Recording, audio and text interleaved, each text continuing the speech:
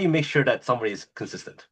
That's a hard question, Fong. So, but let me see if I can answer that correctly based on my experience. I had an advantage because one of my strengths is discipline. So it has helped me in good stead in my life. But I can tell you, my son is a creator. So he doesn't love structure at all. But he's young, he's a teenager. So I think one of the things that people also forget, other than consistency, is time horizon. And I say this a lot because I think you know from my talk before that our shellfish takes 10 years to grow. And when I talk about time horizon, I think people forget that if you just do things all the time, even for a short, just like going to the gym, I go swim 4 times a week. And so I go like, if I just do that consistently, even though it's like 20 or 30 minutes of laps only, but I go 4 times a week, it's fine.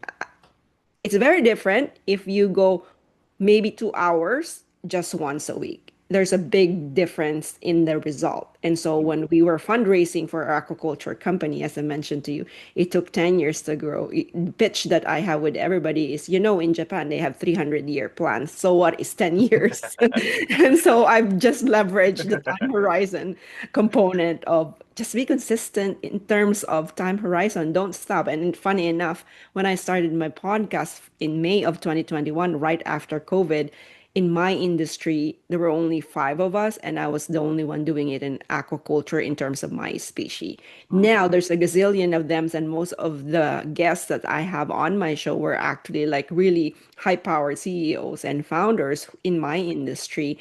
And until now, I kind of feel like after 5 years, I'm like, I can't stop anymore. It's just part of my DNA, and that's how people knew me already. And so it has become a part of me now. And I think that's a trick. If you're looking for a trick, find something that can be a part of you. So maybe a mind game can be if your eyes is a part of you, you can't part with it.